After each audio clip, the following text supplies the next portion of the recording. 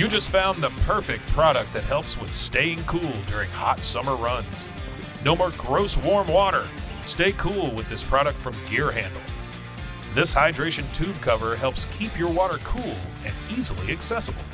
Stay hydrated during those long summer runs or even delay from freezing in the winter. Plus, they're compatible with various brands of water bladders and come in various colors. Visit gearhandle.com and use promo code H2O today. Caroline, you should tell them about the newest thing that Bloody Happy Hour is doing. A Patreon. It's a Patreon. What is that? That means you're basically like a VIP member, and there's 2 different levels that you can, subscribe to, and you get some perks. You maybe get like merch a little earlier. You get exclusive merch. You could get first dibs on signing up for a live show. You get episodes with no commercials. You get our video because our video is no longer available on YouTube. It is only on Patreon. And the most important to me is you get videos of our live shows. So if you are far away and you couldn't make our last live show, it will be on the website. We're going to record this future live show. It's going to be on Patreon, but also bonus episodes each month. You guys tell us all the time you want more episodes. This is a way for you to get more episodes. So you're going to get our basic Tuesday, Thursdays that we always put out, right? But if you're on a Patreon, you're VIP, you're going to get more. I can't wait to talk about in detail some more stories because I always have a lot of details I want to go to. I can law-splain. I might read a book. They just unsubscribed. This is also going to be the exclusive place that Dirty Chat is going to go to. So if that is breaking some of your hearts, just go ahead and subscribe now. In order to hear the full content, it's going to be Patreon. Where do they go again? Patreon.com/BloodyHappyHour. Don't forget to stay aware, stay alive, and always be DTF. This is a Rogue Media Network podcast.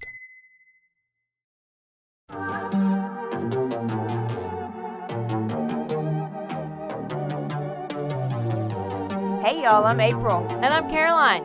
And this is your Bloody Happy Hour. Caroline, are you ready for this? This is your newest guilty pleasure. It's the bloodiest part of your week.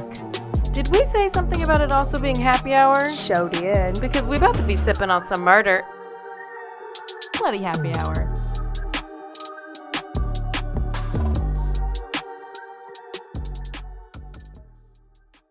Hey y'all, this is April. And this is Caroline. Bloody Happy Hour here. We are so bloody and so happy. It's pretty bloody today. Ooh. It starts off pretty bloody. We like some blood. My inspiration for this story is Friday Night Lights. Football. I think this is the first week for a lot of high schools of football games. And then real college football games we had some college football games last night or last week. We got NFL about to come start. NFL. Did the fantasy draft. Woo. Football season. I love it. I love the smell of football. I love it. Let's talk about a cheerleader murder. Okay. So we're in Fort Worth in a little suburb called River Oaks. Okay. Ever heard of it? Nope. This is January 21st, 1982, and it's about 6 p.m. at night. Amy Moody walks into her home that she shares with her best friend. And when she walked in, as soon as the door was actually cracked open, which is not a good sign. Never a good sign. She walked in the living room. There was blood all over the carpet.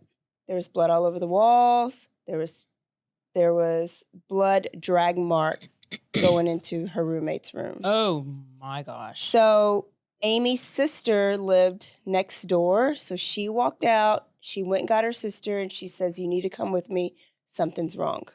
You gonna bring your sister into that apartment after you see all these bloody drag marks? They both get a baseball bat at least. They come locked and loaded with the baseball bat, and they walk in and they follow the drag marks to roommate Retha's room, Retha. And when they look in the room, She is laid out. It looked like somebody had stuffed her in the closet, but the closet door busted open. So like her legs and stuff are like laying outside the closet, but her body's inside the closet. Okay, got it. No, didn't stage her. She was bloody. She had a knife stuck in her chest, and she had her underwear stuffed in her mouth. Okay, so a little stagey. She was stabbed 38 times. Was she 38 years old? She was 18 years old. So, 18 years old, this is 1982. So 38 times, what happened to Retha? So let's talk about River Oaks for a little bit. It's a small town, 7,000 people. And like most Texas towns, Texas high school football is a big deal. The whole town would show up on Friday nights to this game. And Retha was a cheerleader. So everyone knew Retha. Yeah. Now, I'm going to quote, because I watched, there's a show you can watch on Peacock Max. It's called Murder Under Friday Night Lights. Oh, yes. I talked about it when I think I did the Tom Brown story. Yeah, it's a bunch of episodes. There may be 3 or 4 seasons, a bunch of different episodes. They're an hour long. They're all good. All surrounded by high school football, cheerleader or something. Oh, yeah. So this is verbatim what they said about Retha. Retha was an all-American girl. She was blonde hair, blue-eyed cheerleader. She was the most popular. She made good grades. Everyone had a crush on her. She was everyone's friend. She was positive, upbeat, and always bubbly. And I was like, not quote unquote. Listen, if you're ever gonna be, don't be nice. And gosh, I mean, what is bubbly? Like, what is it about bubbly? I don't know. Okay. It said she never had a bad word to say about anyone. So talk about people all the time. No, bitch, you need to start talking shit. Start talking shit. I'm not victim blaming. No, that's literally how we describe the victims on every podcast. Yes. Bubbly. They're always bubbly. She was very mature and she was very confident, and she actually dated an older guy named Dale. She was the one that her picture was all over the yearbook. She was most talented. She was like homecoming queen. She was head cheerleader. But was she class the clown? Person. No. She was not class clown. That was me. The high school they attended was Castleberry High School. I need to see what this chick looks like. Now, the detective on the scene said that when he pulled up and saw Aretha's face, that he vowed to solve the murder. Okay? And that he does. So he also knew that there had been a series of rapes in the town. And though Retha was not raped, it looked like, obviously, it was sexually motivated. Panties in the mouth, legs sprawled open. She was half naked. That they assumed she probably fought her ass off and had to get killed. Oh, no. So let's back it up a year. That happened on January 21st, 1982. Let's back it up to January 23rd, 1981. Susan Brown, who is a cheerleader with Retha, was just getting ready for a basketball game. They were going to cheer at the basketball game that night. Now, Susan did not have a driver's license, so her friend and fellow cheerleader, Roxy, was coming to pick her up. Okay. But Roxy, hadn't showed up, so she was just kind of sitting there waiting. Now, while she was at home, she was home alone. Parents left and went to dinner, and her house phone rang. Remember those? House phones? House phone rang, and there was a man on the other end and asked if her dad, Mr. Brown, was at home. Did your parents ever have this conversation with you? If you're at home alone and somebody calls and asks for them, and if they weren't there, I knew it. I knew they did not have it. Well, she did what my mom told me not to do, is she let the person on the phone know that her dad was not at home. Yeah. So as soon as she said, Dad's not home, click. They hung it up. And then the phone rings again, and it's her sister. So she's just talking to her sister, waiting for Roxy to pull up till she hears a door open and shut. And when she looks up, there's a man standing in the doorway. Oh, no. He had a red mask on his face, like a ski mask, Oh, gosh. and pantyhose on top of that, like the Boston Strangler. I was thinking Raising Arizona. You ever seen Don't know what it is. Nope. Pantyhose on his face. He had on no shirts, but he did have on blue jeans, and they were unbuttoned and unzipped. Oh. Like he was ready. No. Yeah. She took off in her house. Like she's running through her house. Like she'd go upstairs. Yeah. Are there stairs? No, but that's typically in like scary movies. It's like they always go upstairs. Like, you're not going to get out. He caught up with her, ripped off her bloomers, like under her little uniform. Ugh. She was screaming. He was hitting her, and he was trying to rape her. She says during this time, God, please protect me. Aww. And then he turns her over. I know. But then he leaves. She said he walks right out the door, and when she looked out the window, all she could see is taillights speeding off. She couldn't tell what type of car. It was, I guess, dark by now. She couldn't tell what type of car. She just saw headlights. Where is Roxy? So he attempted to rape her. Roxy never showed up. So meanwhile, at the basketball game, Roxy. Yeah, Roxy probably, okay. Roxy's a red flag already. That's what I thought when I was that's what I thought when I heard it. I'm like, well. So, meanwhile, at the basketball game, Susan doesn't show up. And Yeah. so the cheerleaders are kind of pissed because you know how high school girls do. Yeah, they're like, and they're "Where's like, this bitch?" Roxy, because they couldn't do any of their stunts. They're like, Roxy, where is Susan? You're supposed to get her. And she was like, well, I had a fight with my boyfriend. I was just mad and running late, so I just didn't pick her up. Roxy, I do not believe you right now. So she called the police and they came and interviewed her, but she didn't have much info besides what I just told you. He didn't have on a shirt. He was a white male. But he could have rape looked her. close. Yeah. He could have maybe been the same description of the rapey guy. Wasn't there rapes going on in town? This is one of the rapes I'm telling you about. Okay, yeah. So this is the first rape. So I'm going backwards now. Yep. So she didn't have any. Yeah. Okay. So I got it. This is a year before the murder and kind of like when the rape started happening. So they didn't even take her to the hospital because she was kind of beat up a little bit, but there was no really signs of anything. Yeah. They didn't take her to do a rape kit, anything. They just kind of left. The next week, they asked her to go to do a lineup, like look at a lineup. But she was like, I know the approximate height and like maybe the build, but I wouldn't be able to identify anybody to line up. So that kind of just went in nowhere. Yeah. Now, Susan went back to school and nobody ever knew about her. Cheerleaders didn't know about it. She just said something happened and I couldn't come. She kept it to herself. Meanwhile, she was cheering and looking in the stands, wondering if her attempted rapist is just like staring at her. Now, Sarah, just like Retha, was popular. She was pictured in the yearbook as most talented, and no one ever knew what happened to her. I told you that. So let's go to September 1981. So it was January, now it's September. So there was a little bit of time in between. Yeah. It's the beginning of football season, and in Saginaw, Texas, which is right down the road, another victim was home alone. She got a phone call asking if her father was home, and she told him that he wasn't. The person on the other line hung up, and then a couple minutes later, somebody was in her house.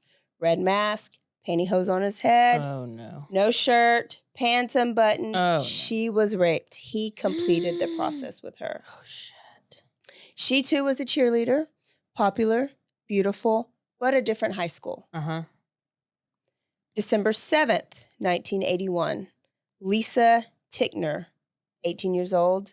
She had just got off of work, and it was about 12-ish, and she was really tired.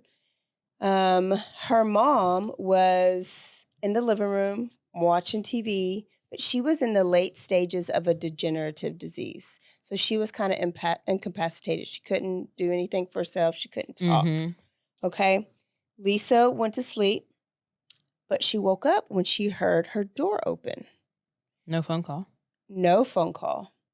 When she looked up, there was a dude standing in her doorway. Red mask, stocking over the mask. Pants unzipped, shirt off. Blue jeans and t-shirt, so he's dressed this time. Oh.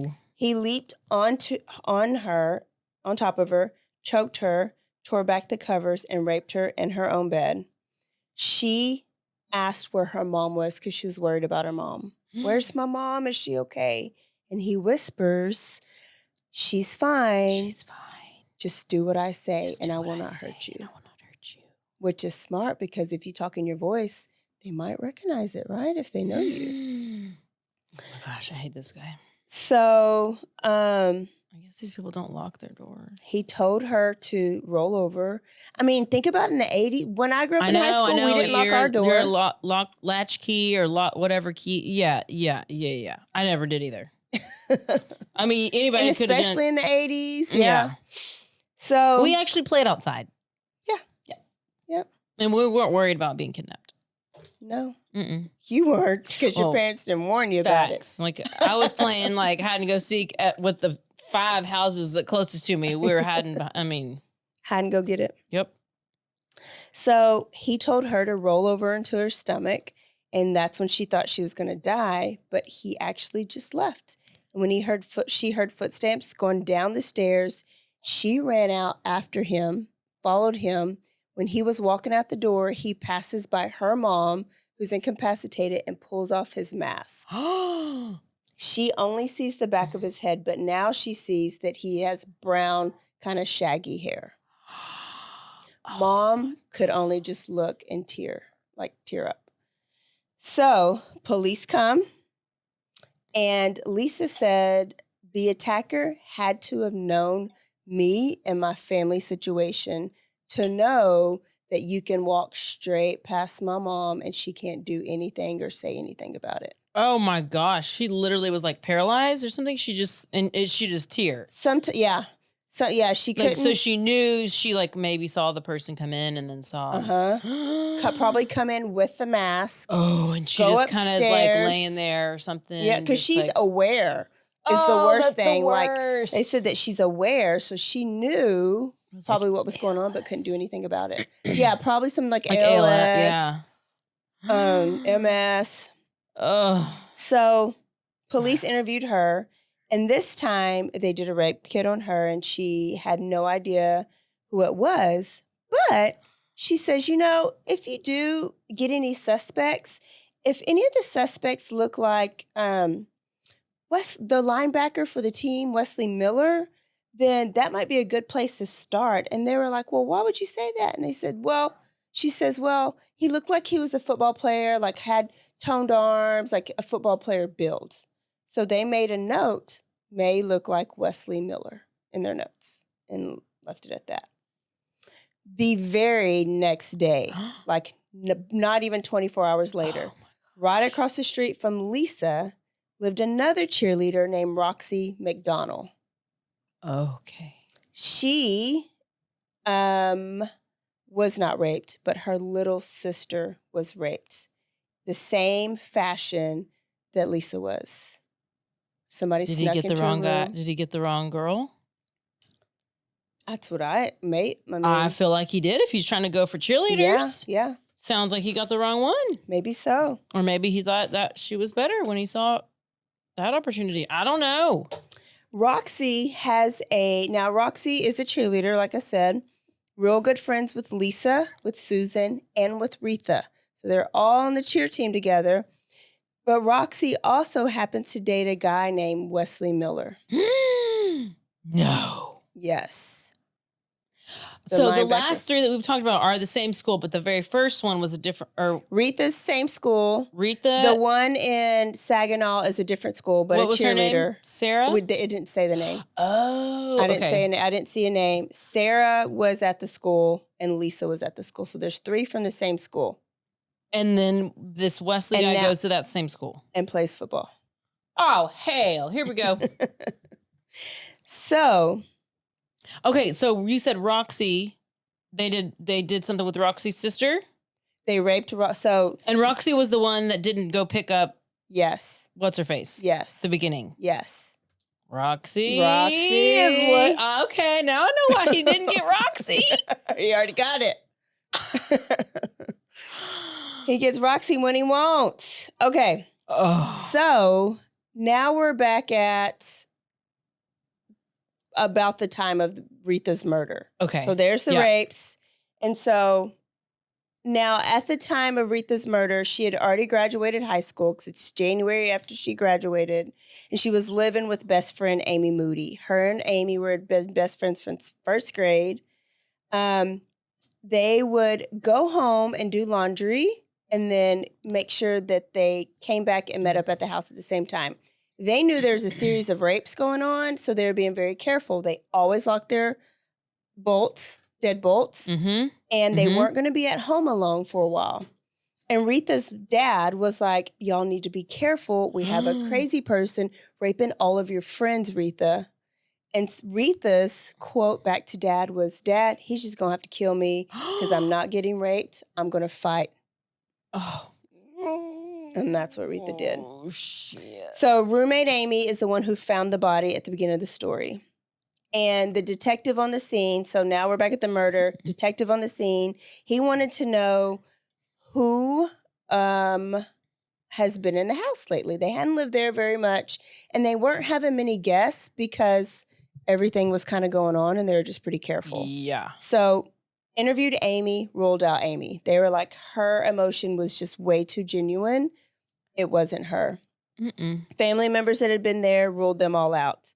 But Amy is still dating high school lover Dale. Mm-hmm. Okay? Mm-hmm. So obviously, everybody looks to the boyfriends. Okay. So Dale had just showed up right after Amy too, about 6:30. Now, Retha and Dale had been together for years. They started dating when Retha was in 8th grade and Dale was a junior. Oh. Uh-huh. Okay. Now, Retha's parents didn't like this, but Mm-mm. eventually they... You got to, or they're gonna Yeah. rebel. Dale also played football for Castleberry High School. They wanted to see if Dale had an alibi. And so they're interviewing Dale right there on site. Like, we're still at the crime scene. Interviewing Dale, and Dale was like, yeah, I got off work about 4:30, and I was gonna go straight to over here to Retha's because she was gonna cut my hair. But Retha had worked late and said, don't come till about 6:30. I'm gonna take a nap. Mhm. Okay. So he went home. He lives with his parents. Parents said, hey, there's some dry cleaning. I need you to go pick up this dry cleaning. Will you pick it up on your way to Retha's? So before he went to Retha's to get his haircut at 6:30, he went and picked up his dry cleaning, then went to Retha's. Okay. So there we go. So police were like, if you have any proof, he was basically like, it's in the car. Like, here's my dry cleaning, it's in the car, here's the receipt. So they ruled out Dale pretty quick because he was at the dry cleaners at the time of the murder. Mm-hmm. Now, they're still all at the house. Dale's there, Retha's sister there, Retha's mom's there, police are there. And while they're kind of sitting in the yard, a girl, one of the neighbors, comes and pulls them aside, Dale and Retha's sister. And she's like, hey, I passed by here earlier and there was a red truck parked in the front yard. And I'd never seen this truck. And so Retha and Dale were like, okay, red truck. Who drives a red truck? Who drives a red truck? Who do you think drives a red truck? Is it could it be Wesley? It probably Wesley. Wow, Wesley in his red truck. Okay, that sounds about right. Wesley Miller, he was a football player. He was a beautiful guy. You would have loved him because he was like dark I'm hair, literally gonna go watch the show. dark feature, like dark eyes, darker features, Gorgeous. beautiful eyes, beautiful teeth. He was very well Wesley. built. Yeah. Wesley, how dare you? He was a very good friend My to bet- all of them. They were all their little football cheerleader clique. Oh, but He was a leader on the team. He was a leader at school. And he was voted best all-around student in the yearbook. Wesley. What is wrong with you, my betrothed?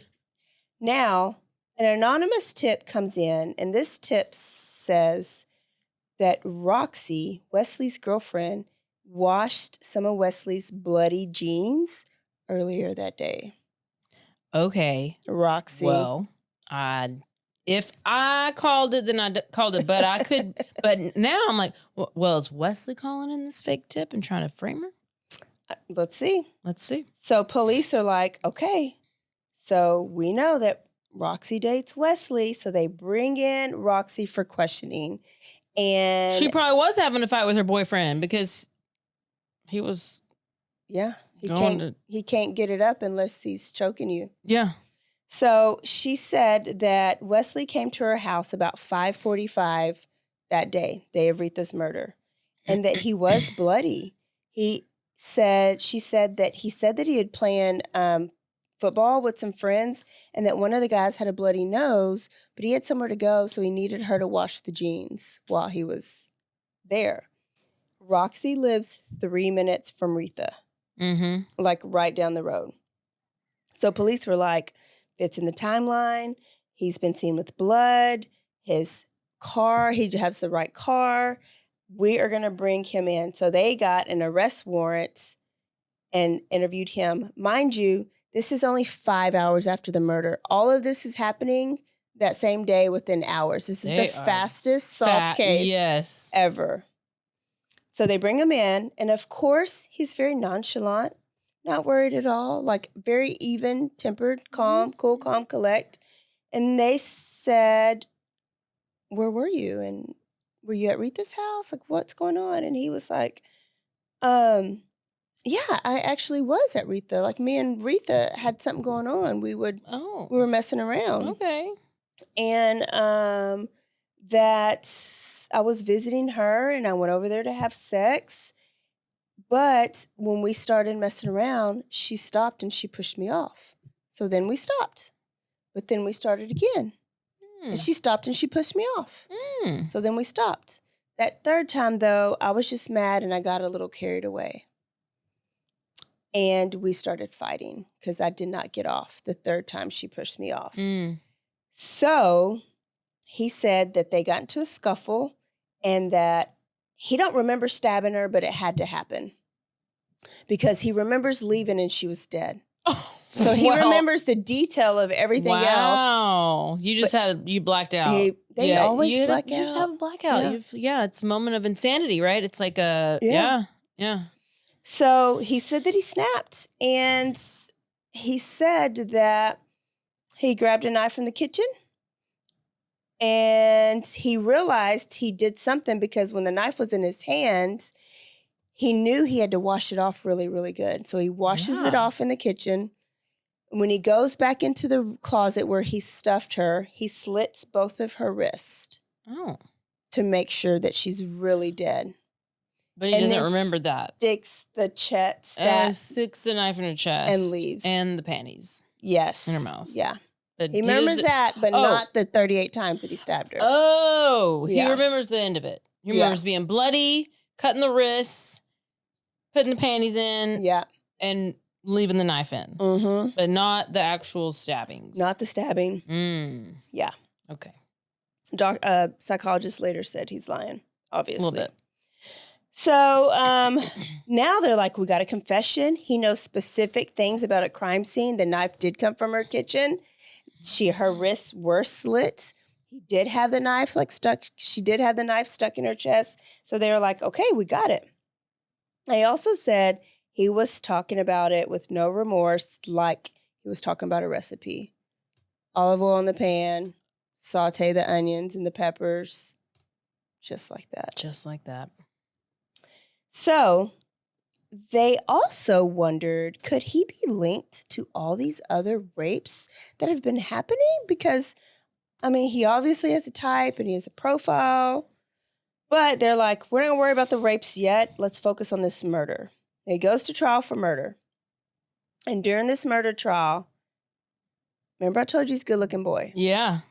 They were not allowed to bring up any of the alleged rapes because he hasn't been convicted for any of those yet. Mm-hmm. And the prosecution wanted him to get life.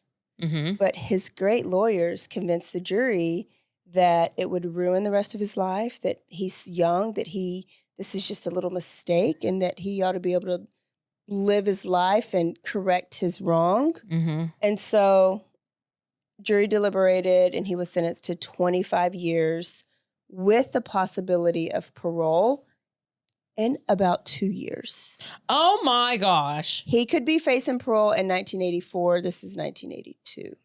I just don't ever get it. It don't Whenever make sense. you kill somebody, you can go to jail for 2 years and then that's it. But then if you like sell weed or coke or something, you're in jail for like 15. Mm-hmm. It'll make no come back sense. up. Yeah, that's about to come up too. So when it came time to try him for the rapes, because the family, Aretha's family was like, 2 years? That's not enough time. Yeah. But all the victims were like, but the rapes will add more time to it. Surely they'll get him on the rapes and then he'll get more time per rape that he's done. They know there's at least 4 or 5. There had been other random rapes in the area that they are sure that he did, that he fits like the one lady who put his name down. Yes. Yeah.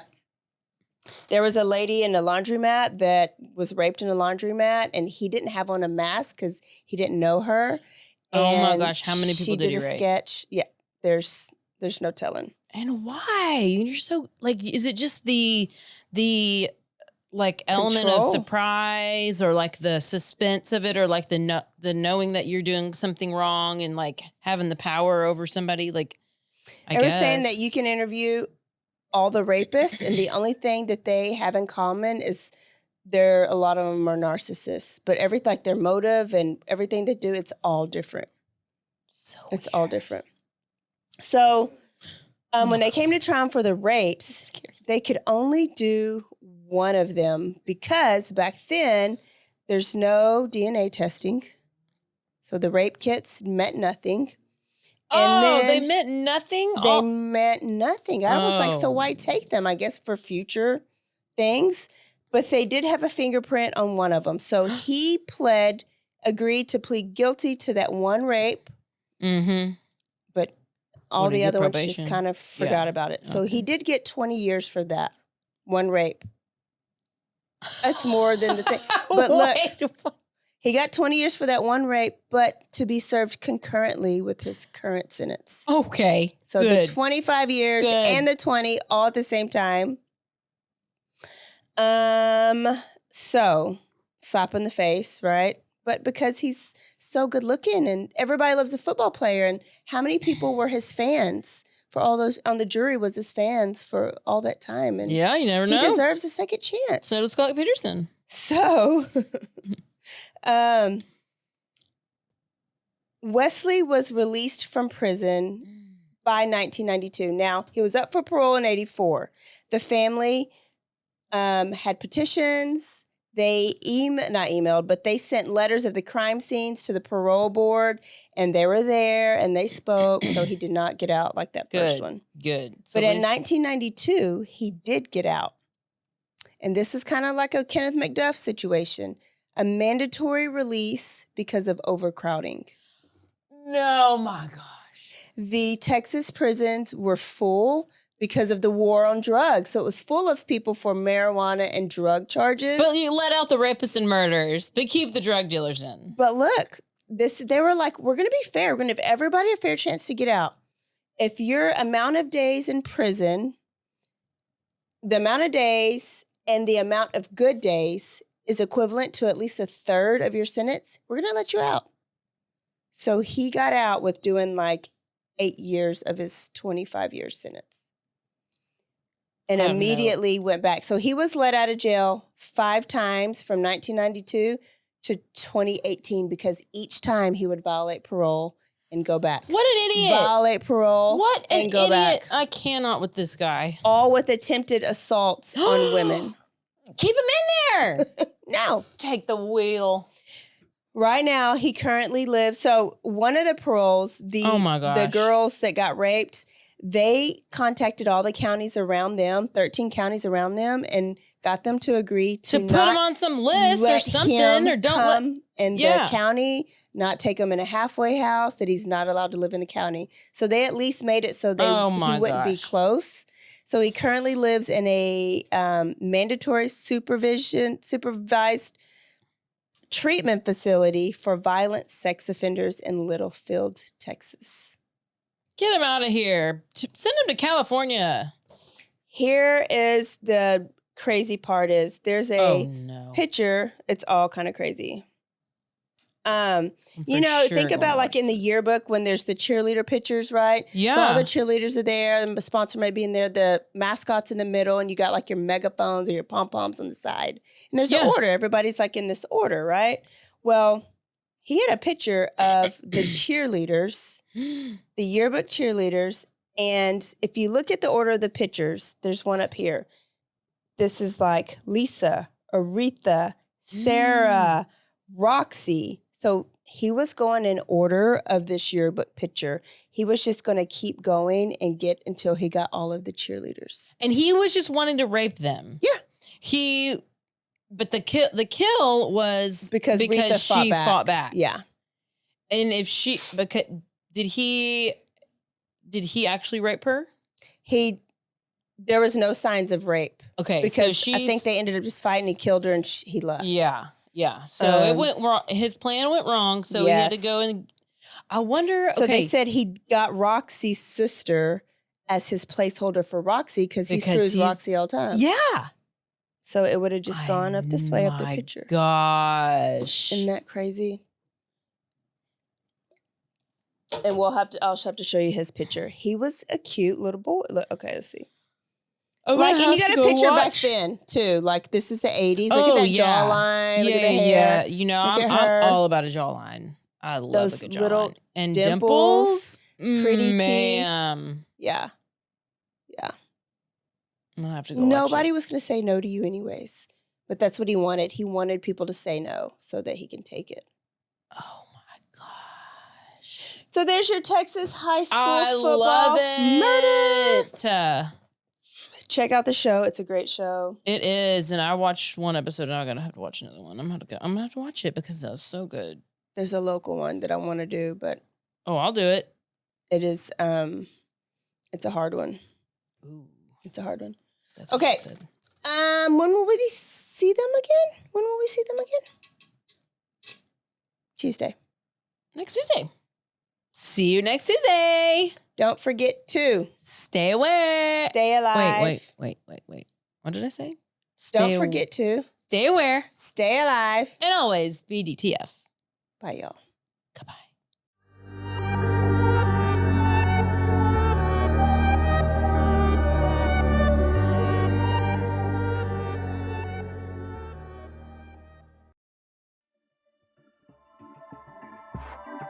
This has been a Rogue Media Network production.